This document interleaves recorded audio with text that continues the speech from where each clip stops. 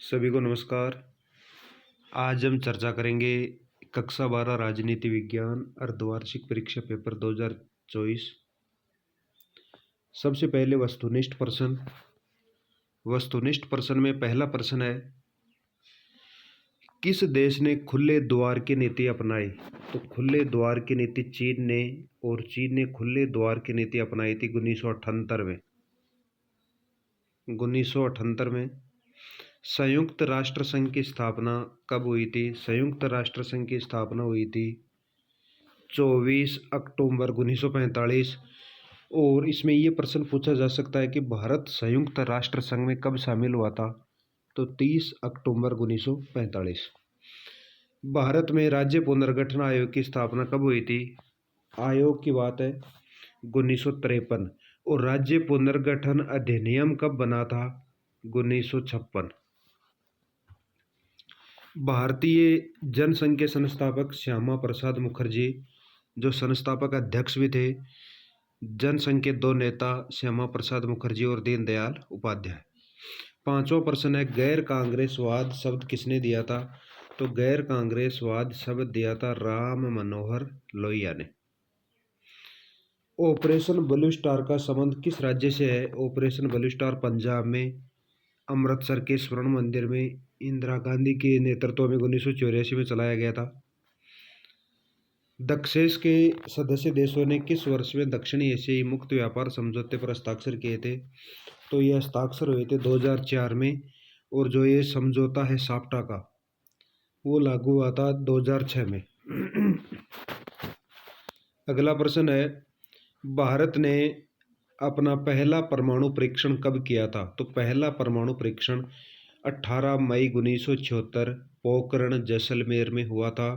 और दूसरा परमाणु परीक्षण 11 व 13 मई 1998 पोखरण जैसलमेर में हुआ था। अगला प्रश्न है, 9वां प्रश्न, रियो डी जेनेरियो किस देश का शहर है? तो रियो डी जेनेरियो ब्राजील का शहर है, जहाँ पर पृथ्वी सम्मेलन, जिसे रियो सम्मेलन के नाम से जाना जाता है, वो 1992 में संपन्न हुआ था। तो रियो डी जेनेरियो ब्राजील का शहर है। 10वां प्रश्न है, भारत में नियोजन की प्रक्रिया किस देश से ली गई है? तो नियोजन की प्रक्रिया सोवियत संघ से ली गई है। वर्तमान में सोवियत संघ नहीं है, सोवियत संघ की जगह रूस है। अगला प्रश्न है 11वां प्रश्न, बांडुंग सम्मेलन कब हुआ था? तो बांडुंग सम्मेलन 1955 में हुआ था। एशिया और अफ्रीका के देशों के मध्य बांडुंग सम्मेलन हुआ था। इसी सम्मेलन में गुटनिरपेक्ष आंदोलन की नींव पड़ी थी 1955 में। गुटनिरपेक्ष आंदोलन के प्रणेता 3 हैं, भारत के नेहरू, मिस्र के नासिर और युगोस्लाविया के टिट्टो। 3 नाम याद रखना, नेहरू, नासिर, टिट्टो। भारत के प्रधानमंत्री नेहरू, मिस्र के नासिर और युगोस्लाविया के टिट्टो। और 2 उनके सहायक इंडोनेशिया की सुकर्णो और घाना के एनक्रोमो। 13वां प्रश्न है, बहुजन शब्द किनके लिए इस्तेमाल किया गया? तो बहुजन शब्द में SC, ST, OBC और अल्पसंख्यक सभी को मिलाकर के बहुजन शब्द कहा जाता है, जिसमें अनुसूचित जाति, अनुसूचित जनजाति, अन्य पिछड़ा वर्ग और अल्पसंख्यक सभी दलित वर्ग बहुजन शब्द में शामिल किए जाते हैं। तो ये सारे 13 प्रश्न वस्तुनिष्ठ प्रश्न थे जो मैंने आपको बता दिए हैं। आगे अगले प्रश्न है, रिक्त स्थानों की पूर्ति कीजिए। रिक्त स्थानों की पूर्ति में पहला प्रश्न है, 1960 में विश्व बैंक की मदद से भारत और पाकिस्तान ने कौन सा नदी जल समझौता? तो सिंधु नदी जल समझौते पर हस्ताक्षर हुए थे 1960 में भारत और पाकिस्तान, सिंधु नदी जल समझौता। दूसरा प्रश्न है, श्रीलंका की राजनीति में कौन से समुदाय का प्रभाव है? तो सिंहली समुदाय का प्रभाव है। श्रीलंका में मुख्यतया 2 समुदाय हैं, तमिल समुदाय और सिंहली समुदाय। तो सिंहली समुदाय का प्रभाव ज़्यादा है, क्योंकि सिंहली समुदाय बहुसंख्यक है और तमिल समुदाय अल्पसंख्यक है। इन दोनों समुदायों में संघर्ष जारी रहता है, तो प्रभाव सिंहली का है। भारत ने क्योटो प्रोटोकॉल पर हस्ताक्षर कब किए? भारत ने क्योटो प्रोटोकॉल पर हस्ताक्षर 2002 में किए और क्योटो प्रोटोकॉल 1997 में हुआ था। क्योटो जापान का एक शहर है जो ग्रीन हाउस गैसों के उत्सर्जन से संबंधित जो प्रोटोकॉल था उस पर भारत ने हस्ताक्षर 2002 में किए। नीति आयोग के अध्यक्ष कौन होते हैं? नीति आयोग के अध्यक्ष प्रधानमंत्री होते हैं। वर्तमान में नीति आयोग के अध्यक्ष श्रीमान नरेंद्र मोदी हैं। नीति आयोग का पूरा नाम राष्ट्रीय भारत परिवर्तन संस्थान है और नीति आयोग का गठन 1 जनवरी 2015 को योजना आयोग की जगह किया गया था। पांचवा प्रश्न है, मंडल आयोग की सिफारिश को कब लागू किया गया? तो मंडल आयोग अन्य पिछड़ा वर्ग के आरक्षण से संबंधित है और मंडल आयोग के अध्यक्ष बिंदेश्वरी प्रसाद मंडल थे और मंडल आयोग की सिफारिश को 1990 में वीपी सिंह ने लागू किया था। 1990 अगस्त 1990 में वीपी सिंह ने लागू किया। छठा प्रश्न है, सुरक्षा नीति का एक तत्व शक्ति संतुलन है। तो परंपरागत सुरक्षा नीति का एक तत्व शक्ति संतुलन है। अगला प्रश्न है, नेहरू जी की मृत्यु के समय कांग्रेस पार्टी के अध्यक्ष कौन थे? तो नेहरू जी की मृत्यु के समय कांग्रेस पार्टी के अध्यक्ष के कामराज थे। अगर ये पूछे कि नेहरू जी का राजनीतिक उत्तराधिकारी कौन था, तो लाल बहादुर शास्त्री, जिन्होंने 1965 के समय जय जवान जय किसान का नारा दिया था। नेहरू जी की मृत्यु के समय कांग्रेस पार्टी के अध्यक्ष के कामराज थे। ये रिक्त स्थान वाले प्रश्न हो गए। रिक्त स्थान वाले प्रश्न, पहला सिंधु नदी जल समझौता, दूसरा श्रीलंका में सिंहली, तीसरा भारत ने क्योटो प्रोटोकॉल 2002, चौथा नीति आयोग के प्रधानमंत्री, पांचवा मंडल आयोग की सिफारिश वीपी सिंह ने 1990, छठा परंपरागत सुरक्षा नीति का तत्व शक्ति संतुलन, सातवां नेहरू जी की मृत्यु के समय कांग्रेस पार्टी के अध्यक्ष के कामराज। आगे अति लघुत्तरात्मक प्रश्न। अति लघुत्तरात्मक में पहला प्रश्न है, ताशकंद समझौता किन देशों के मध्य हुआ? ताशकंद समझौता 1965 की लड़ाई के बाद भारत और पाकिस्तान के मध्य संपन्न हुआ, जो 10 जनवरी 1966 को हुआ।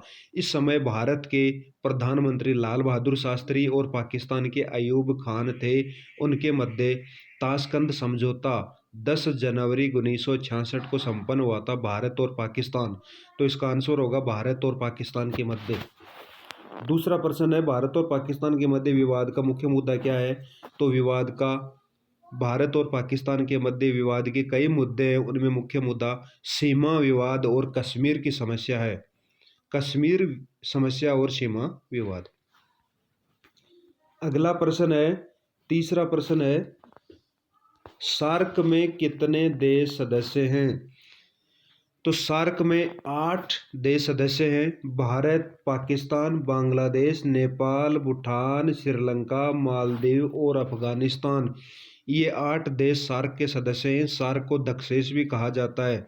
इसका पूरा नाम दक्षिण एशियाई क्षेत्रीय सहयोग संघ है और इसमें 8वां देश अफगानिस्तान है, जो 2007 में सार्क के 14वें सम्मेलन नई दिल्ली में 8वां सदस्य अफगानिस्तान बना। तो सार्क में पहले 7 सदस्य थे, वर्तमान में 8 सदस्य हैं। अगला प्रश्न है, सुरक्षा का बुनियादी अर्थ क्या है? तो किसी भी खतरे से आज़ादी सुरक्षा का बुनियादी अर्थ है। पांचवा प्रश्न है, भारत ने ऊर्जा संरक्षण अधिनियम कब पास किया? भारत ने ऊर्जा संरक्षण अधिनियम 2001 में पास किया। ऊर्जा संरक्षण अधिनियम 2001 बना, जो 1 मार्च 2002 को लागू हुआ। ध्यान रखना, ऊर्जा संरक्षण अधिनियम 2001 है, जो लागू कब हुआ? 1 मार्च 2002। छठा प्रश्न है, भारत में नियोजन का एक उद्देश्य लिखो।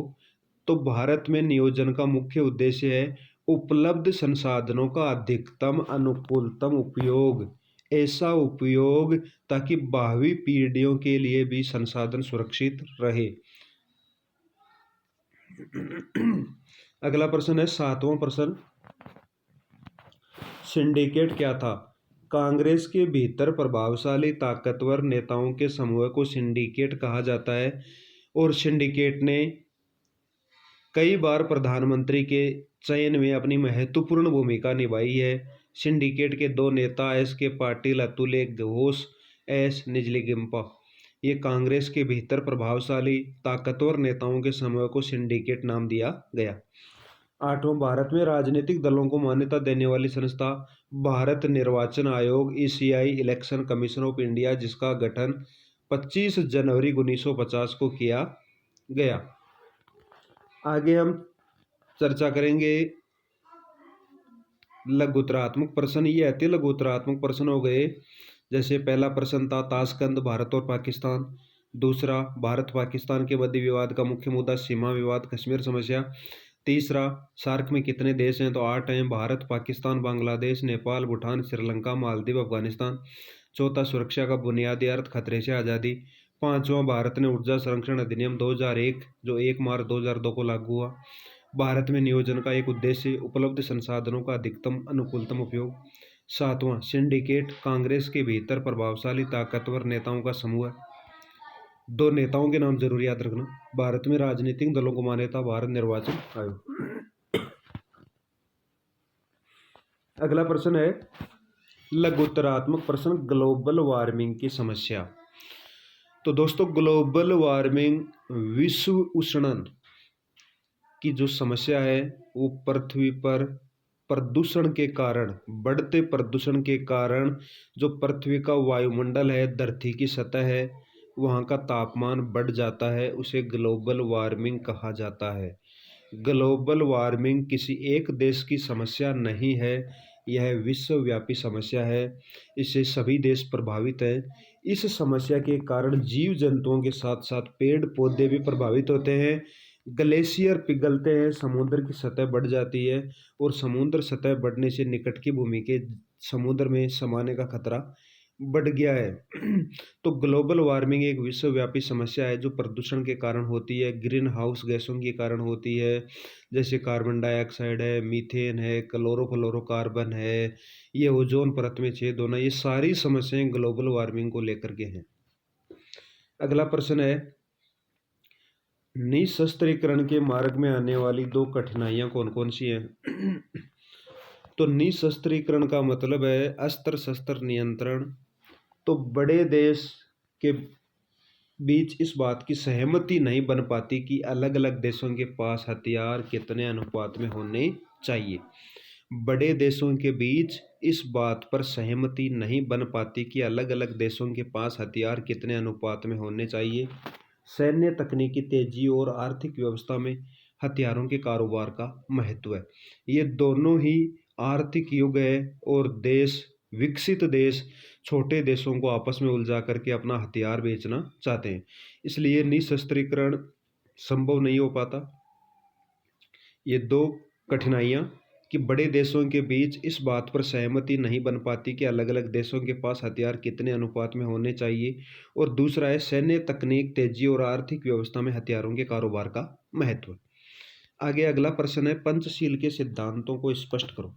तो पंचशील के सिद्धांत, पंचशील आचरण के 5 नियम जो भारत और चीन के मध्य 29 अप्रैल 1954 को संपादित हुए थे, ये 5 नियम हैं। अनाक्रमण, एक दूसरे पर पहले आक्रमण नहीं किया जाएगा, एक दूसरे की अखंडता और संप्रभुता का सम्मान करेंगे, एक दूसरे के आंतरिक मामलों में हस्तक्षेप नहीं करेंगे।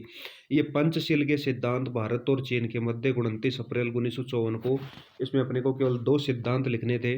अनाक्रमण, एक दूसरे पर आक्रमण नहीं करेंगे, और दूसरा है एक दूसरे की अखंडता और संप्रभुता का सम्मान करते हुए एक दूसरे के आंतरिक मामलों में हस्तक्षेप नहीं करेंगे। अगला प्रश्न है क्षेत्रवाद से आप क्या समझते हैं? तो क्षेत्रवाद की भावना किसी देश के किसी क्षेत्र को पूरे देश से ज़्यादा महत्वपूर्ण मानना, यह एक राजनीतिक विचारधारा है जिसमें व्यक्ति राष्ट्रीय पहचान की जगह अपनी व्यक्तिगत पहचान पर बल देता है। इसे देश के विखंडन की समस्या बढ़ जाती है। क्षेत्रवाद का मतलब है किसी क्षेत्र को या अपने क्षेत्र को पूरे देश से ज़्यादा इम्पोर्टेंट मानना और अलग अपनी पहचान, राष्ट्रीय पहचान से अलग अपनी पहचान बता करके अलग देश, अलग क्षेत्र, अलग राज्य की मांग करना ही क्षेत्रवाद कहलाता है। यह क्षेत्रवाद देश की अखंडता, संप्रभुता के लिए सबसे बड़ा खतरा है। अगला प्रश्न है मार्शल योजना। मार्शल योजना 23 अप्रैल 1947 को अमेरिका द्वारा पश्चिमी यूरोप के पुनर्निर्माण के लिए दी गई आर्थिक सहायता को मार्शल योजना के नाम से जानते हैं। यह 1952 तक जारी रही। द्वितीय विश्व युद्ध के बाद पश्चिमी यूरोप की आर्थिक स्थिति खराब हो गई थी, तो पश्चिमी यूरोप को पूंजीवाद की तरफ मोड़ने, अपनी तरफ रखने के लिए अमेरिका द्वारा 1947 में एक योजना बनाई गई, जिसमें पश्चिमी यूरोप के देशों को आर्थिक सहायता देना था। यह योजना 4 वर्षों के लिए बनी थी, 1948 से 1952 तक। अपना अगला प्रश्न है, ओजोन परत में छेद होने से पारिस्थितिकी तंत्र पर क्या प्रभाव पड़ता है? तो ओजोन परत में छेद होने से पराबैंगनी विकिरणें धरती पर सीधे आती हैं, पौधों को नुकसान होता है, समुद्री जीवों को नुकसान होता है, जलवायु परिवर्तन को बढ़ावा मिलता है और वायु प्रदूषण होता है। ओजोन परत में छेद होने से पराबैंगनी विकिरण बढ़ती हैं, पौधों को नुकसान, समुद्री जीवों को नुकसान, जलवायु परिवर्तन को बढ़ावा और वायु प्रदूषण। अगला प्रश्न है, बॉम्बे प्लान से आप क्या समझते हैं? तो बॉम्बे प्लान 1944 में 8 प्रमुख भारतीय उद्योगपतियों के एक समूह द्वारा प्रस्तुत की गई स्वतंत्रता युग के दौरान भारत के सामने आने वाली आर्थिक चुनौतियों के जवाब में तैयार किया गया था। इसका उद्देश्य स्वतंत्रता के बाद के आर्थिक विकास के लिए व्यापक योजना प्रस्तुत करना था। तो बॉम्बे प्लान 1944 में भारत के 8 उद्योगपतियों द्वारा आर्थिक चुनौतियों के जवाब के लिए तैयार किया गया था। ये बॉम्बे प्लान हो गया। अगला प्रश्न है, राजनीतिक दल बदल विरोधी से क्या अर्थ है?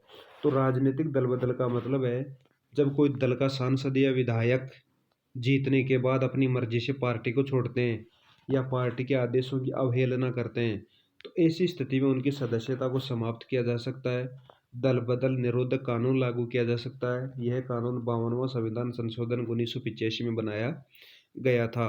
दल बदल करने वाले सांसद विधायकों की सदस्यता भी जा सकती है और दल बदल निरोधक कानून लागू किया जा सकता है। अगला प्रश्न है, भारत में गठबंधन सरकार की आवश्यकता क्यों पड़ी? जब कोई एक दल सरकार बनाने की स्थिति में नहीं होता है, तो ऐसी स्थिति में सरकार बनाने के लिए 2 या 2 से अधिक दल आपस में मिलकर के साझा नीति के आधार पर सरकार बनाते हैं। 1984 के बाद भारत में कई बार ऐसी स्थिति बनी जब एक दल सरकार बनाने की स्थिति में नहीं था, इसलिए भारत में गठबंधन सरकार का युग शुरू हुआ। गठबंधन सरकार का मतलब होता है जब कोई एक दल के पास इतनी सीटें नहीं आ पाती कि वो सरकार बना सके, तो 2 या 2 से अधिक दल आपस में मिलकर के सरकार बनाते हैं, इसे गठबंधन सरकार कहा जाता है। तो भारत में कई बार ऐसी स्थिति बनी कि एक दल सरकार बनाने की स्थिति में नहीं था, तो 2 या 2 से अधिक दलों ने मिलकर के सरकार बनाई, जिसे दोबारा चुनाव न करवाना पड़े। अगले दीर्घ उत्तरात्मक प्रश्न, आसियान संघ की 3 विशेषताएं। आसियान 10 देशों का दक्षिणी पूर्वी एशियाई देश, जैसे आसियान का पूरा नाम है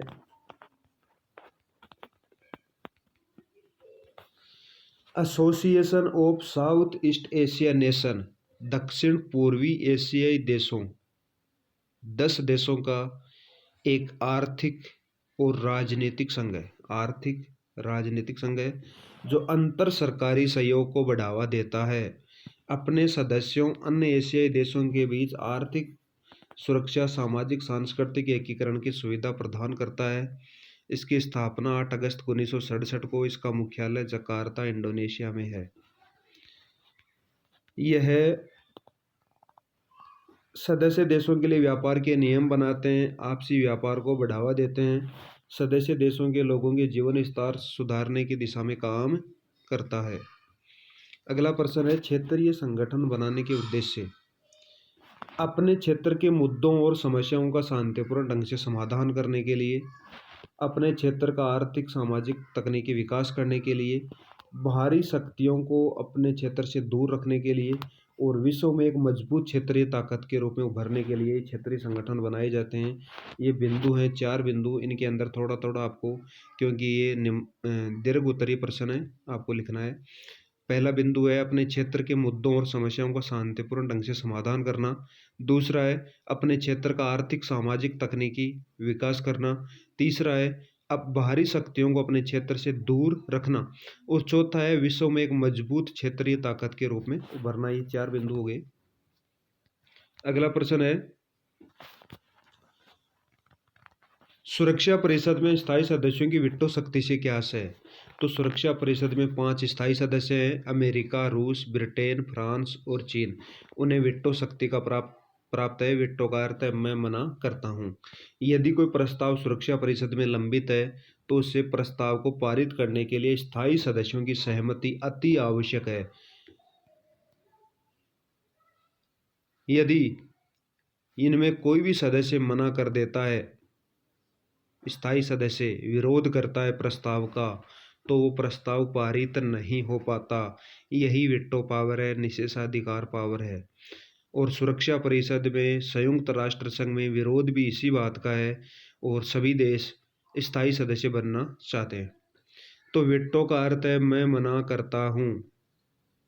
और सुरक्षा परिषद में 5 सदस्यों के पास वीटो शक्ति प्राप्त है।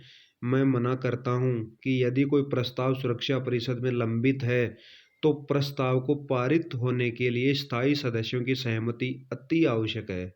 यदि कोई स्थायी सदस्य प्रस्ताव का विरोध करता है तो वो प्रस्ताव पारित नहीं हो सकता। यही वीटो पावर है।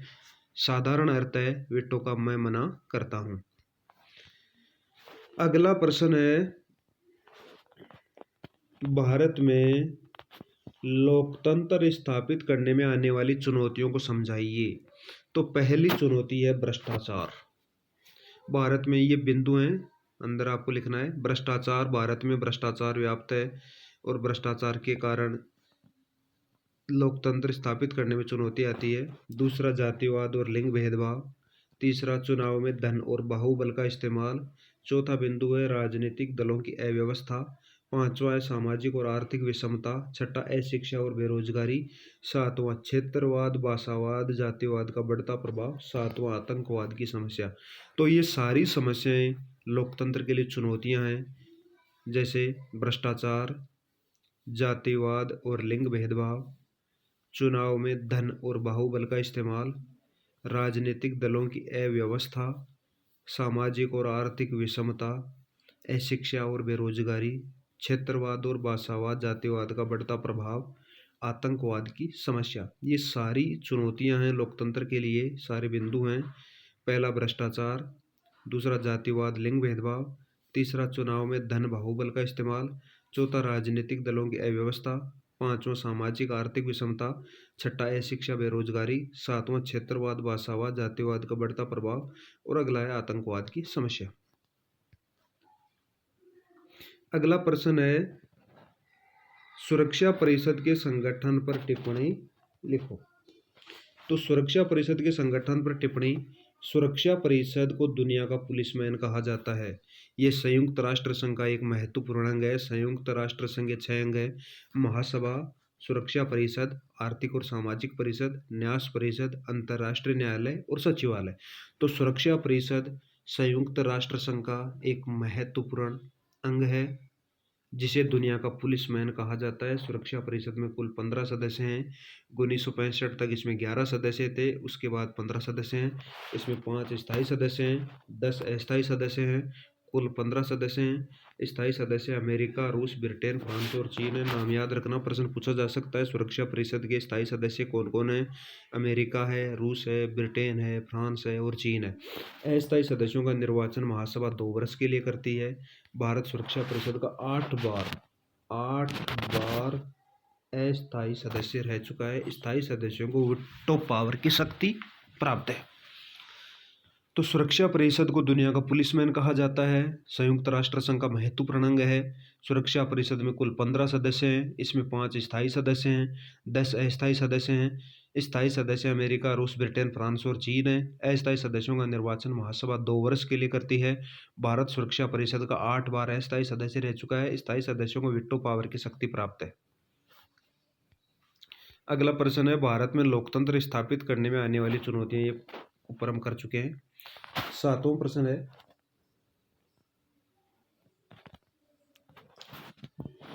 प्रथम 3 आम चुनावों में एक दल के प्रभुत्व के कारण भारत में आम चुनावों की शुरुआत हुई थी 1952 से।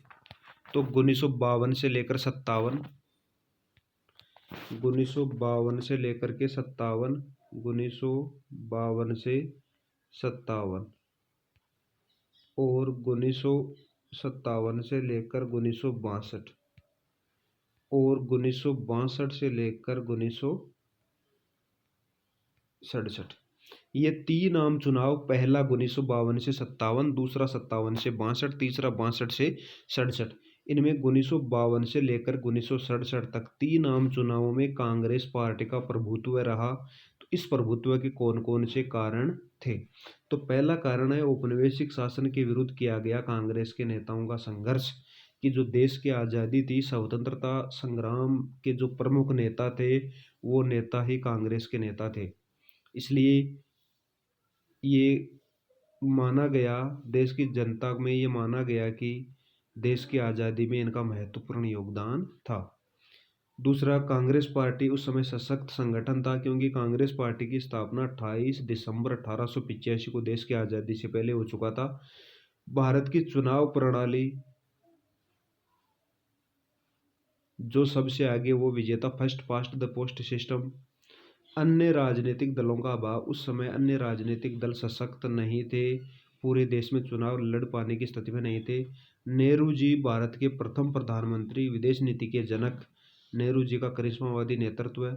तो ये बहुत सारे कारण थे जिनके कारण प्रथम 3 आम चुनावों में कांग्रेस पार्टी का प्रभुत्व रहा। ये बिंदु हैं। पहला है औपनिवेशिक शासन के विरुद्ध किया गया कांग्रेस के नेताओं का संघर्ष, दूसरा सशक्त संगठन, तीसरा भारत की चुनाव प्रणाली, चौथा अन्य राजनीतिक दलों का अभाव, पांचवा नेहरू का करिश्मावादी नेतृत्व।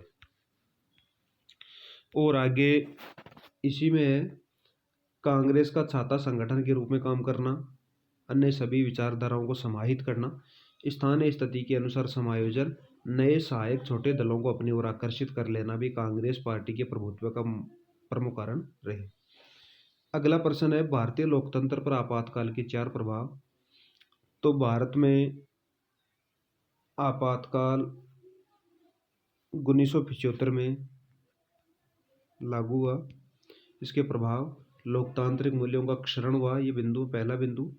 दूसरा, मौलिक अधिकारों का निलंबन। तीसरा, केंद्र सरकार की शक्तियों में वृद्धि। चौथा, मानवाधिकार का उल्लंघन। पांचवा, सरकार का निरंकुश स्वरूप सामने आया। तो भारतीय लोकतंत्र पर आपातकाल के 4 प्रभाव, पहला लोकतांत्रिक मूल्यों का क्षरण, दूसरा मौलिक अधिकारों का निलंबन, तीसरा केंद्र सरकार की शक्तियों में वृद्धि, चौथा मानवाधिकार का उल्लंघन, पांचवा सरकार का निरंकुश स्वरूप सामने आना। अगला प्रश्न है बिहार में 1976 के छात्र आंदोलन के कारण। तो 1976 में बिहार में छात्र आंदोलन, जिसका नेतृत्व जेपी ने किया, जयप्रकाश नारायण ने। पहला, राज्य सरकार में कुशासन और भ्रष्टाचार, दूसरा बिंदु बेरोजगारी और महंगाई, तीसरा खाद्यान्न की कीमतों में बढ़ोतरी और चौथी कुशिक्षा। इनके कारण 1976 में छात्र आंदोलन हुआ। राज्य सरकार में कुशासन और भ्रष्टाचार, बेरोजगारी और महंगाई, तीसरा खाद्यान्न की कीमतों में बढ़ोतरी, चौथा कुशिक्षा। और इसमें जयप्रकाश नारायण ने अपनी 2 शर्तें भी लगाई थी। ये भी पूछा जा सकता है कि आंदोलन अहिंसक रहेगा और अपने आप को बिहार तक ही सीमित नहीं रखेगा।